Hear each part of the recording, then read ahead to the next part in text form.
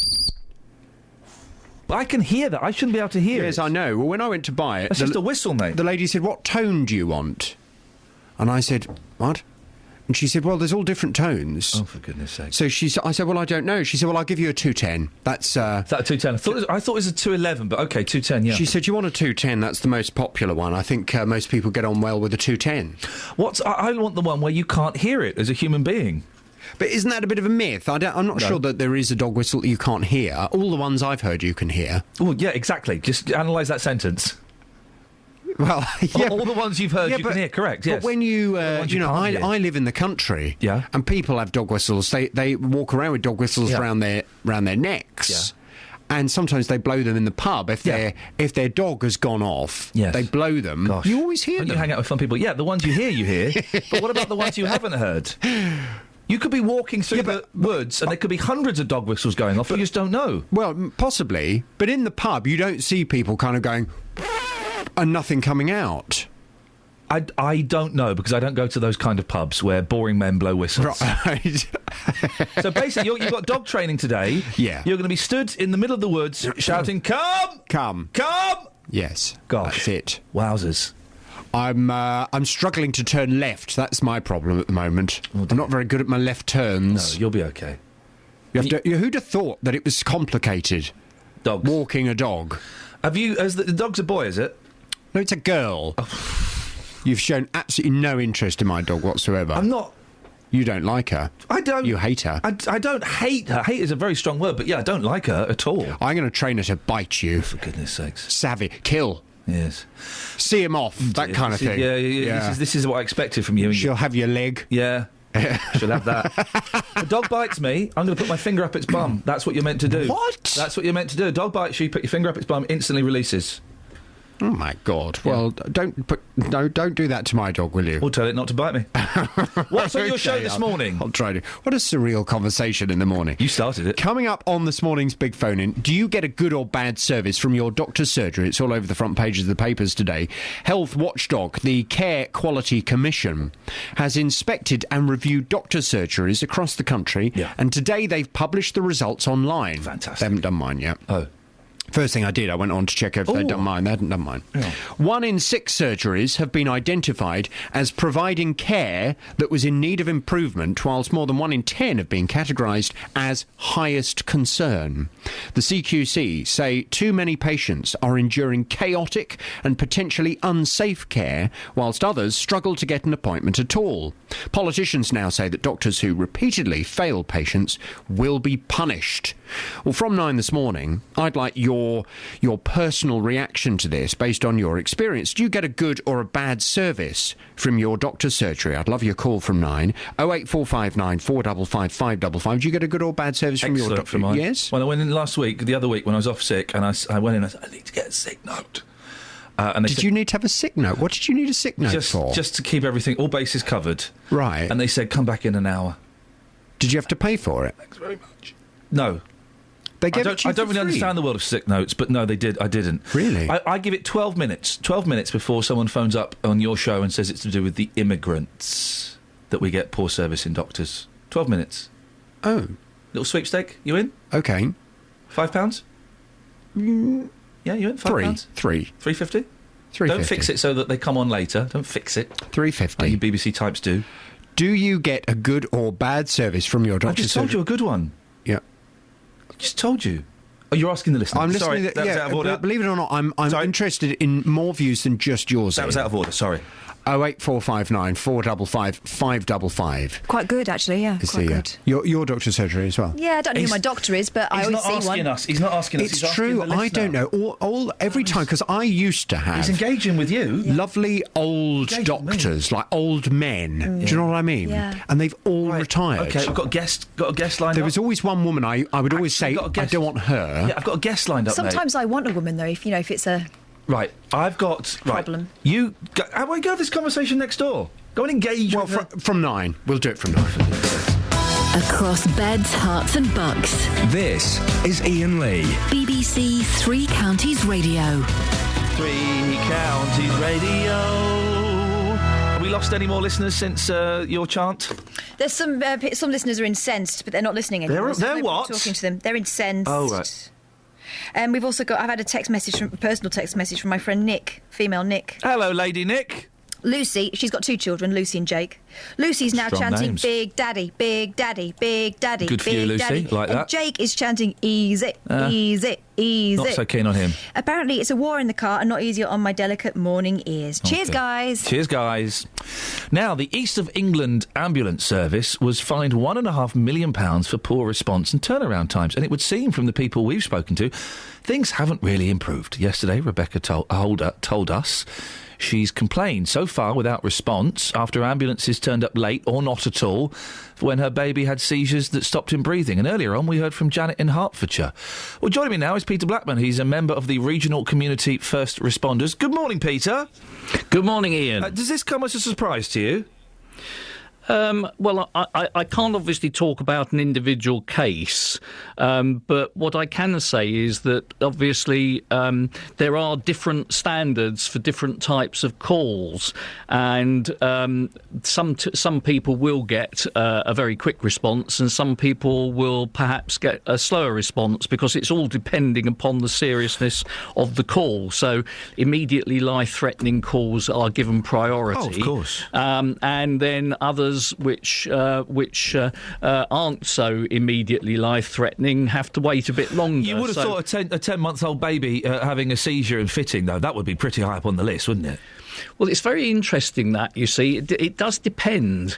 In some cases, that would be very serious, but in others, not. Oh. It does depend upon the individual circumstances. So, say, for argument's sake, you had a situation where there was something regular going on, and there were... the point is that when somebody phones in, their call is... They're asked a series of questions which enable the system to categorise the call. So a brief description doesn't necessarily tell the whole picture. And clearly, we do need to prioritise those who are immediately life-threatening. Now, everybody who rings 999 thinks that their emergency is the most important that's going on at the time, and that's absolutely understandable. But the system does have to prioritise things. And there are times when what sounds like when it's briefly described, when you actually go into it a bit further, it does turn out that it gets downgraded. It's interesting, you see, the ambulance service, every time you start a call to the ambulance service through 999, it starts off as the highest priority, a red 1. And then it can get, it slowly as the questions get answered, it may be recoded. And a call like the one you're describing could be anything from a red 1 to a green 2. Do we need a higher numbers of staffing? Are there problems with numbers of paramedics and people working in the emergency service? Well, it's well known that the East of England Ambulance Service has had some issues, and it is addressing those very quickly, and a lot of good recruitment's gone on. Unfortunately, you can't turn new recruits into fully qualified paramedics overnight, so we know it's going to take time.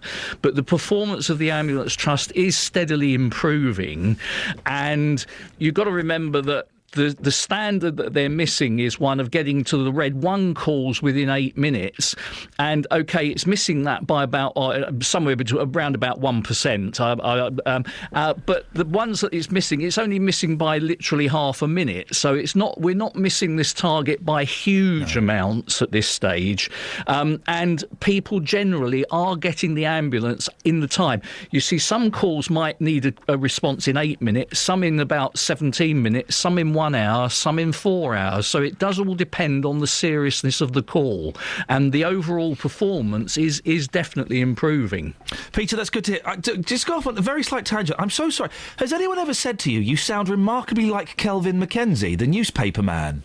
Has that ever been pointed out before? No, I'm sorry, but feel free. The other thing that I have to say to you is that I've got my trainee guide dog puppy with me beside me, and when you blew your whistle, she didn't react, but that could be because I had the cans on and she didn't. Well, that's good, but also that because I guess that has to be trained out of the guide dog puppy. So that would imply that she's going to be a good one. Well, no, but interestingly, we do use the whistle, because if you're blind and standing in the middle of a field wanting to get your dog back, they do use the whistle, because we use food association, so our dogs aren't allowed to eat until we've blown the whistle. So, Peter, and that's why I've got very good recall with my dog. Can I ask, Peter, and if you don't want to answer, then please don't, does that mean that you are visually impaired and this is your puppy, or you are sighted and you are training the puppy?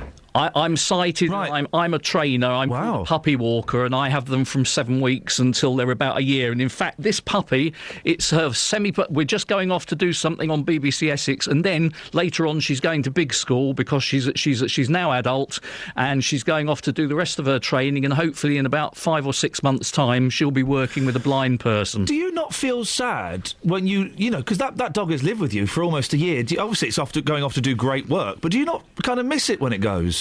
Yes, it's not the best day of the week, but she's going off to do a great job, and she's the 10th that we've had. The 11th's back at home. We can have another one to tear the house up. But our job is to get them from 7 weeks up to a year old, teach them the basics, so that they can go on to stage 2 and stage 3 and do the fantastic work that they do. Well, Peter, good for you. Thank you very much. That was an interesting little tangent. You see, everybody's got something, you know, up their sleeve. Not obviously a puppy. That would be crazy.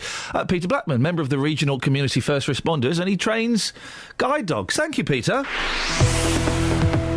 Travel news for beds, cards and bugs. BBC Three Counties Radio. In Dunstable, the A5 High Street North is queuing because the traffic lights have failed at Houghton Road, so that's causing it to be very slow on all the approaches to the Houghton Parade. On the M1 southbound, it's looking very slow between Junction 11 for Dunstable Road and Junction 10 for the Luton Airport Spur Road on the speed sensors. And in Aston Clinton on the A41 westbound, it's looking very slow between the Woodlands roundabout and the Esso Garage Mini roundabout.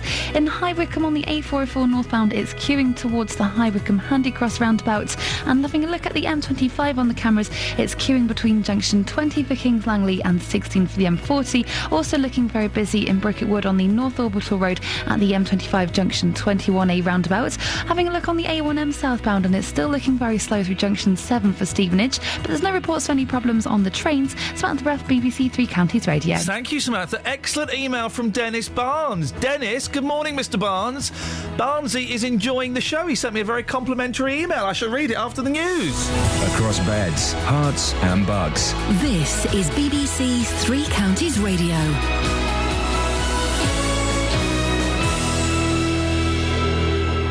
With the headlines, I'm Simon Oxley. Taxi drivers in Milton Keynes have welcomed the resignation of former Mayor Subhan Shafiq as a councillor following months of pressure after he vouched for a serial rapist who was granted a taxi driver licence.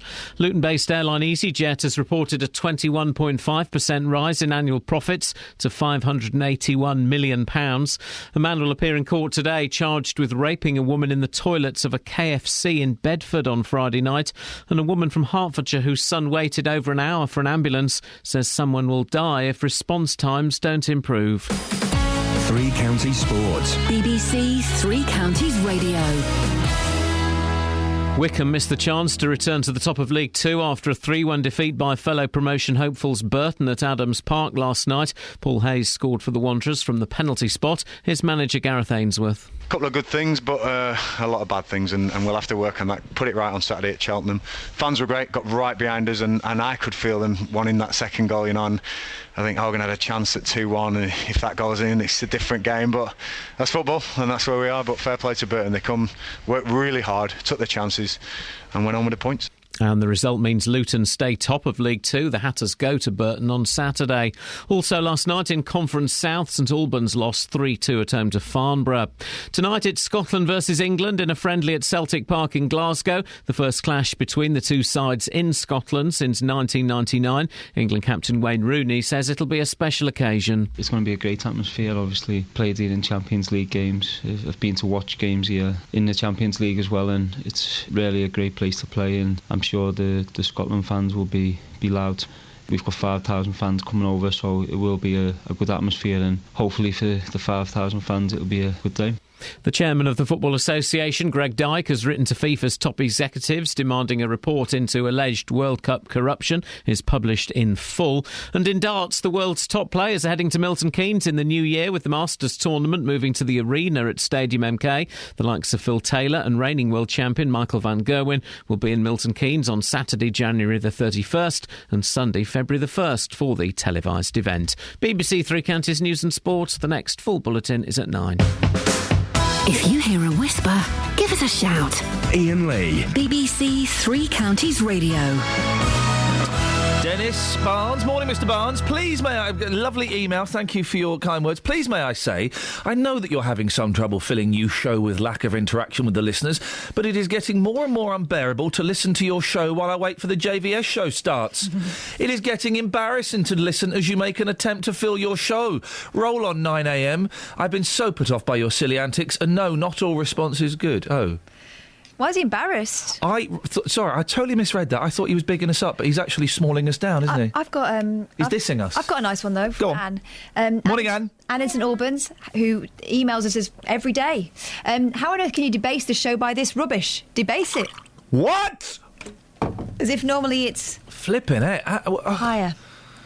This is all because you did the easy chant. No, you started it.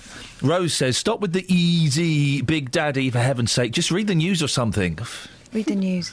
Dennis is in Dunstable. Morning, are you going to phone up and have a go at us, Dennis? No, I haven't been having a go at you for the last few days because you've been too soft. Sorry, what? You've been too soft. You've nothing to argue with you over the last few days. All right, I can argue with you.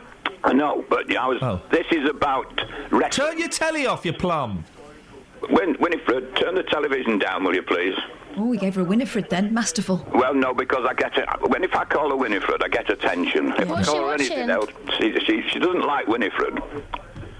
Yeah, call her Fred. She's not doing it, though, is she, Den? Call her Fred. Dennis, what is she watching? News at the moment, I think. Yes, it's news. Is it Lorraine Kelly? No, it's the morning news anyway. It looks as though he's in somewhere up north. Glasgow. He's in Glasgow. Oh. OK. Well, could you tell her to turn the telly off, then? Really turn the telly down, Mrs. Brooks, please.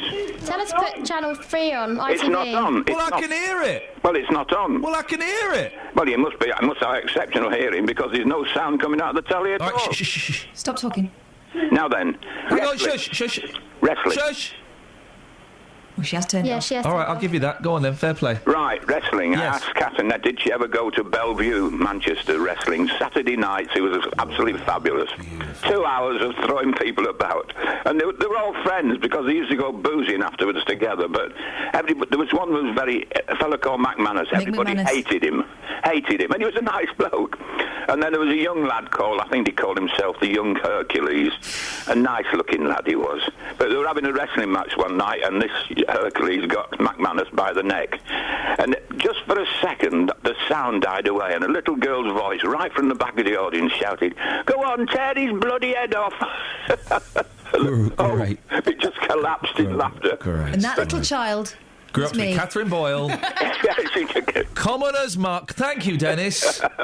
What was the fascination with watching fat men in swimming trunks and leotards pretending to fight each other? Well, they were doing the impossible. They were doing impossible things. And McManus particularly was loved and hated by the audience because he broke every rule in the wrestling calendar. Dennis, thank you very much indeed. The thing I don't get about wrestling, British or American, is those referees really don't do an excellent job because they'll be so busy taking one wrestler to the... They're like a tag team, right?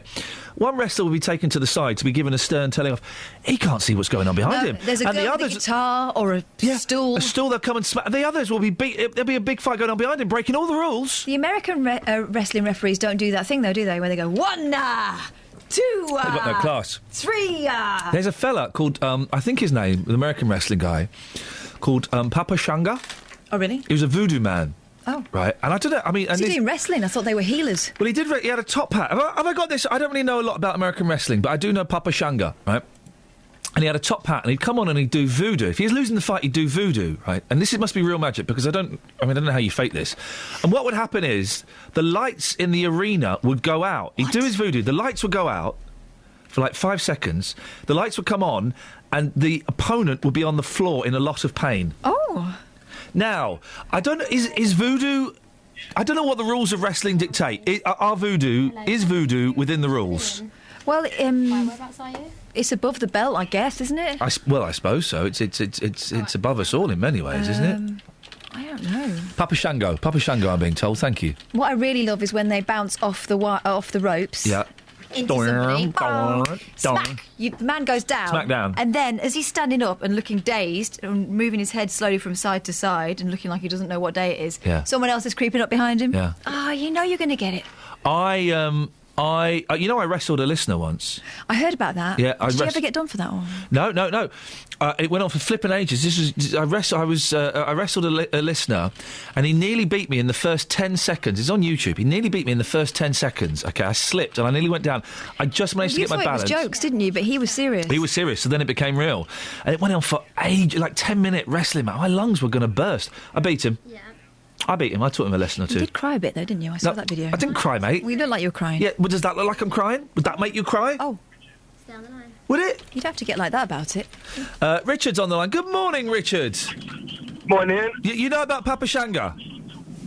Yeah, I saw Papa Shango when in Wembley Arena. I was in year 4 in the junior schools. I can't remember how old I would have been at the time, quite young. But I remember it was the time where you had like Bret the Hitman Hart and Bam Bam Bigelow, Mr. Perfect, all those sort of wrestlers. And did Papa Shango invoke any demons or dark forces on that day? Not that I remember that day, but what I do remember is having a really good time there. And on Monday morning at school, we had to write what we'd done on the weekend. So I was writing all these names down in my book. And the teacher read it, and then she sent me to the back and told me off the line. Oh no! Really? She didn't believe me because of all the weird names. She thought I was making it up. That's outrageous. Did you do a clothesline on her? I should have done. It was more of a drop kick that I pulled out the bag, but yeah. Do you still? Because I never really got into American wrestling, and I kind of wish that I did because it was just such ridiculous nonsense, wasn't it? Well, it was. I mean, I stopped watching it probably from the age of sort of like 10, 11. But it was just fun as a kid. I mean, I remember going to the chance. You had the big foam hands that used to sort of throw up in the air. That was fantastic. Richard, thank you very much. Of course, the dream fight that we'll never get to see now will be the world's greatest wrestlers, Big Daddy versus Hulk Hogan. That's never going to happen. Oh, Daddy'd take Hogan out easy. Totally. Hulk Hogan then went on and made movies, didn't he? Yeah. Trouble in Paradise. And a reality television show. With his family. Really? Yeah. I think they've all split up since then. Yeah, probably. John's in Datchworth. Good morning, John. Good morning. What would you like to say, sir? 2 or 3 things. First of all, I'll just change it a little bit. The ambulance thing. Oh, yeah, go on. Right, first is they shut the QE2 hospital, accident emergency, and expecting the Stevenage one to cope with it all. So obviously then the ambulances are all queued up like that lady said earlier. So obviously if the ambulances are queued up, they're not going to be able to make any times. And to find the ambulance service is only taking money away that they could actually put more ambulances on the road if required. I know what you're saying. And ultimately, if you're finding the ambulance service, well, then you and me are going to pay for it. But there has to be... They wouldn't... I mean, the East of England Ambulance Service have been fined £1.5 million in the last year or so.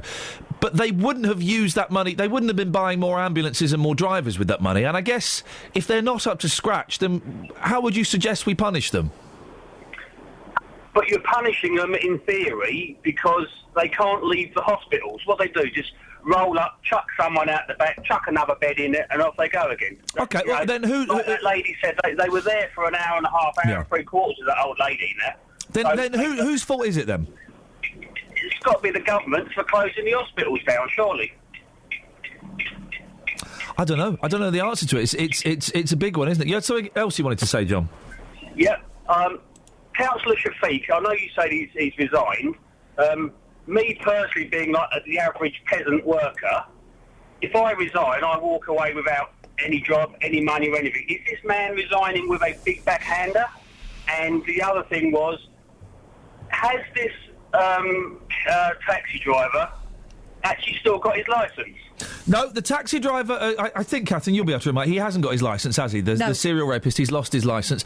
As to whether Mr Shafiq, formerly Councillor Shafiq, formerly Mayor Shafiq, gets a payout, I wouldn't have thought he would have done if he'd resigned, but we'll look into it, John, and find out. Okay, the only reason I queried the taxi driver's licence was because, like I said, it had a rethink, and so one of them did give his licence back at one point, didn't he? Mm-hmm. Yeah, the serial rapist has not got his licence, so don't worry about that. There was someone else who they were trying to convince to do likewise. I don't think it was rape, his offence, was it? No, but it was a dodge pot, and we'll find out if Mr Shafiq gets a payout. I don't know how it works. I wouldn't have thought so if he'd resigned. I'd be surprised. But then again, do you know what? None of this story has really made any sense, has it? 08459 455 555. Thank you to Kelly Jo, who's just posted... yes, it was confusing. Do you remember the time when there were two WWFs? The World Wrestling Federation... And the World Wildlife Fund. Well, she's posted an excellent picture of two pandas wrestling, so that joins both worlds together. So thank you for that. Travel news for beds, cards and bugs. BBC Three Counties Radio. In Dunstable on the A5 High Street North, it's queuing because of a traffic light failure at the Houghton Road traffic lights. It's looking very busy around there at the moment. On the M1 southbound, it's looking very slow between junction 11 for Dunstable Road and junction 10 for the Luton Airport Spur Road as well.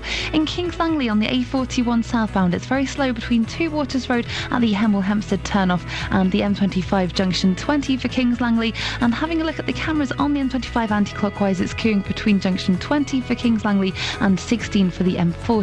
In Bricketwood on the North Orbital Road, it's also very heavy around the M25 junction 21A roundabout, and elsewhere in Beaconsfield on the Amersham Road, it's looking very heavy between the Ledborough Lane and London Road junctions, and in High Wycombe the A404 northbound's queuing towards the High Wycombe Handy Cross roundabout. On the trains, there's no reports of any problems at the moment. Samantha Bruff, BBC Three Counties Radio. Thank you very much.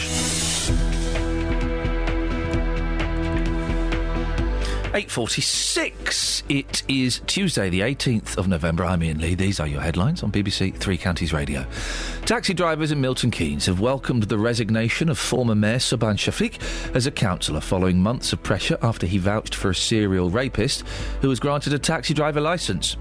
Luton-based airline EasyJet has reported a 21.5% rise in annual profits to £581 million. And a woman from Hertfordshire whose son waited for over an hour for an ambulance says someone will die if response times don't improve. Right, let's get the weather, not with Sarah, with Kate. Beds, hearts and bucks weather. BBC Three Counties Radio. Good morning. Well, we have got a bit It was Kelly's fault. Oh, yeah, blame passing the buck. No. Passing the buck. She typed word on screen, I read word on screen. I know thank you for my selfie. Okay. Oh, blimey. Right, okay, where you go? Good morning. We have some cloud around this morning, but also some breaks in that cloud. So some blue sky already, some bright sunny spells.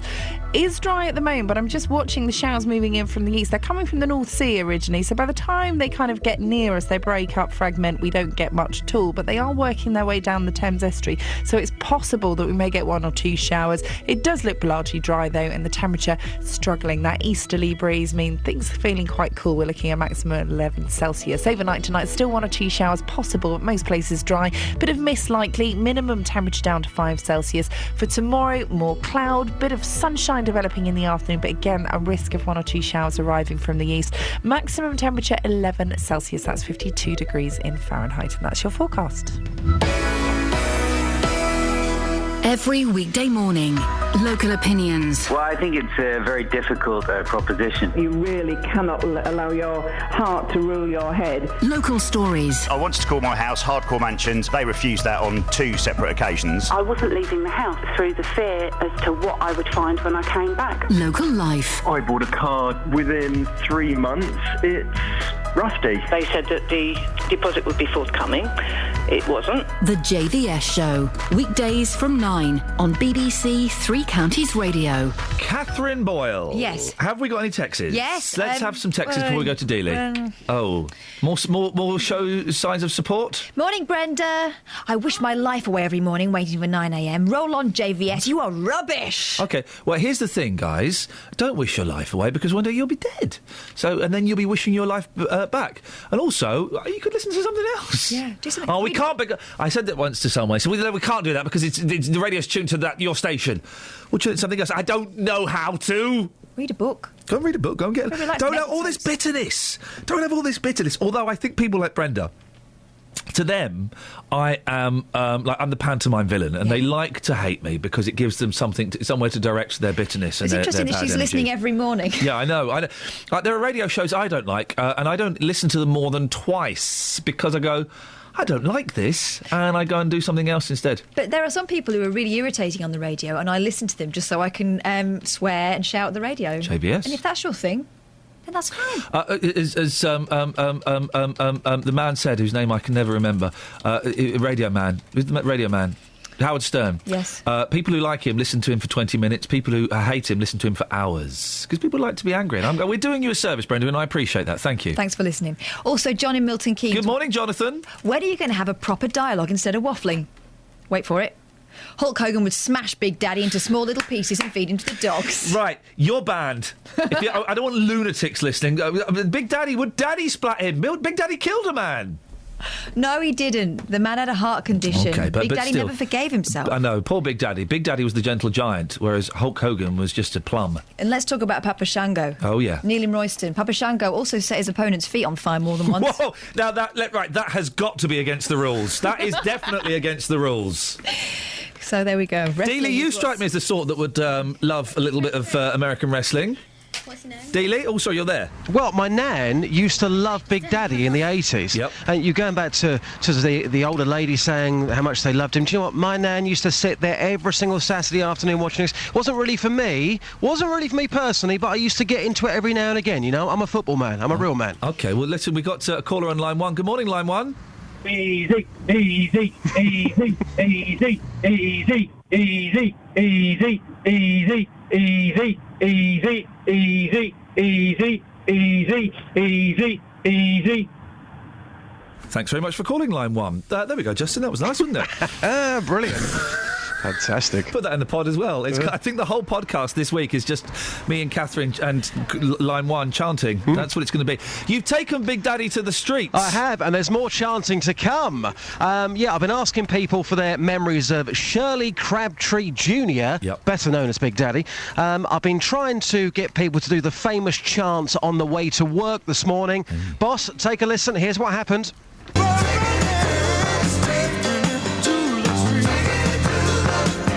Taking it to the streets with J-Dog. Madam, you saw Big Daddy live. What was he like? Big.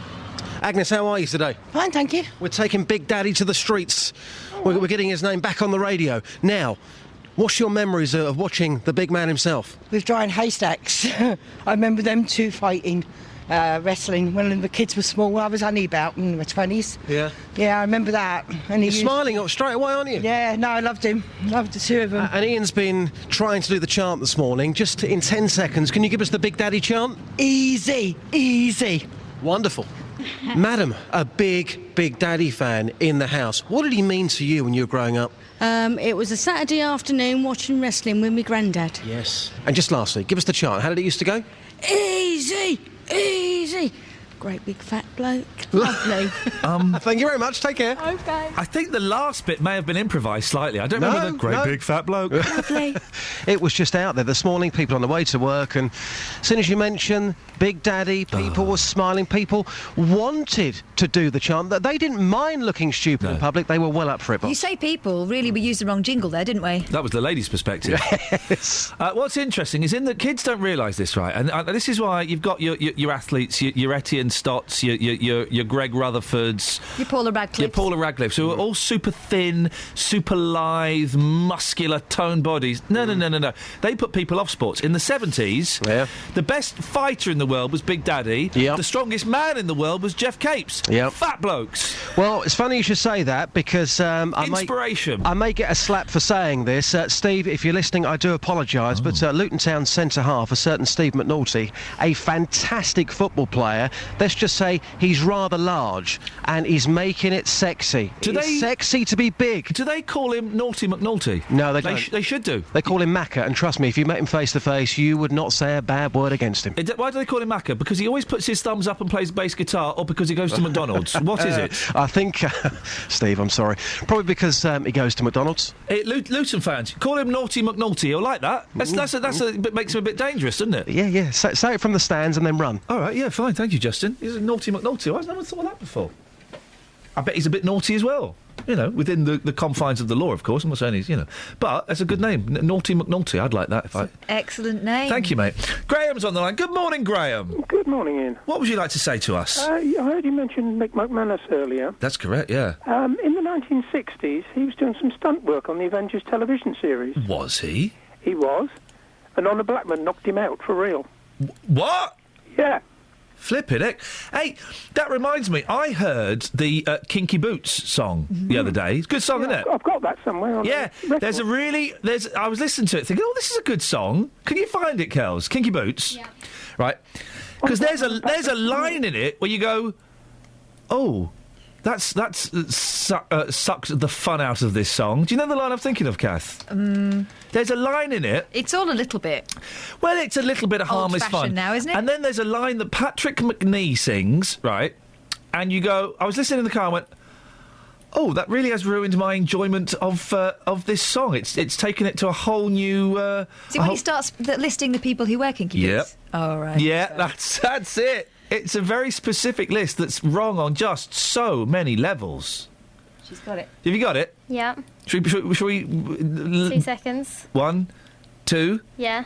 There you go. Right, let's have a listen to this. See if you can spot... Stay there, Graham. Spot the line that...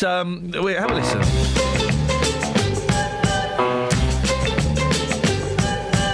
Everybody's going for those kinky boots, kinky boots. Kinky boots, it's a manly kind of fashion that you borrowed from the brutes. Borrowed from the brutes. Kinky boots, fashion magazines say wear 'em. And you rush to obey like the women in a harem. Full length, half length. Fully fashioned calf length. Brown boots, black boots. Patent leather jack boots. Low boots, high boots. Lovely lanky thigh boots. We all dig those boots. Everybody's crazy for those kinky boots, kinky boots.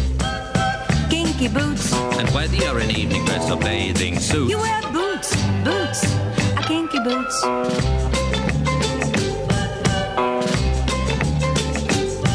There are 20 million women wearing kinky boots, kinky boots. Puss in Boots, footwear manufacturers are gathering the fruits. Gathering the fruits. Kinky boots, advertising men say try 'em. And you all run amok like a flock of sheep to buy 'em. Sweet girls, street girls. Frumpy little beat girls. Square girls, cool girls. Sexy little school girls. No! Sexy... I can't even say the sentence. No, don't. Little... schoolgirls. Graham! It was the 60s. Well, I know, but hang on a minute. That was Savile's... No, Savile was never... That's been the defence of some of these other deviants that have now been locked up, hopefully. Well, a lot's changed in 50 years. You sexy little schoolgirls. Anyway, Graham, thanks for that. No problem with Cheers. There we go. Yeah, it's unpleasant, isn't it? I've got a boastful text from Billy. Go on, Billy. Hi, Ian. I went to see Big Daddy on my 10th birthday at Weymouth Pavilion. Was it easy? He sung Happy Birthday to me and gave me a signed photo, which I still have. Hey, flippin' heck. Ladies and gentlemen, S-A-R. No, S-R-A. What's that? Spontaneous round of applause. Oh, yeah. S-A-R is something completely different. That's SARS. Yeah, it's not to be applauded. Well, that's... I feel we have to just finish this. Little aunties. They all dig those boots. Everybody's rushing for those Russian boots. Russian boots. Kinky boots. Cover up the slender little tender boots. With kinky, slinky. Leather is so kinky. Come and get those kinky boots, boots, kinky boots. Tomorrow, we're not going to play songs that have completely inappropriate sexual references nowadays, but I think we should just play songs by people who can't sing. Can we do that? Excellent. Sandy Shaw? Yeah. Arthur Mullard? Yeah. Tomorrow morning we'll play songs from people that can't sing. And the whole hour could be Bob Dylan. I think Shags. In the interest of balance, guys. Yeah. We've got to get this one last text in. Let's have it. From Johnny Milkins. Yep. Big Daddy was not and never good. He showboated. He was not and never good? I beg your pudding. He showboated as his brother was the referee and in charge. Oh, mate, the best listen. tag team was Mick McManus and Steve Logan. Well, I can't argue with that. Travel news for beds, cards and bugs. BBC Three Counties Radio. On the M25 anti-clockwise, there's 2 lanes closed between junction 13 for Staines and 12 for the M3 because of an accident that's causing queues at the moment to junction 15 for the M4. In High Wycombe, the A404 northbound's queuing towards the High Wycombe Handy Cross roundabout, and in Beaconsfield on Amersham Road, it's looking very heavy at the moment on the speed sensors between Ledborough Lane and the A40 London Road. In Borehamwood on the Barnet bypass, it's queuing between the Stirling Corner and the Mill Hill Circus, and also on the A405 North Orbital Road, it's looking very busy around the M25 junction 21A roundabout. In Dunstable, the A5 High Street North still queuing because of the traffic light failure at the Houghton Parade. There's no reports of any problems at the moment on the train. Samantha Bruff, BBC Three Counties Radio. Thank you, Samantha. Hey, don't forget, if you go to iTunes or the Three Counties website, you can download the Best of podcast. It'll be quiet this week, but last week's was a corker. Thank you, Kelly. Thank you, Justin. Thank you, Catherine. We'll be back tomorrow at 6. Until then, from us, ta-ta. Local and vocal across beds, hearts and bucks. This is BBC Three Counties Radio. Thank you, Ian. Good morning. Welcome to the JVS show. I'm Jonathan Vernon Smith. It's Tuesday. It's 9 o'clock, and on today's Big Phone In, do you get a good or bad service from your doctor?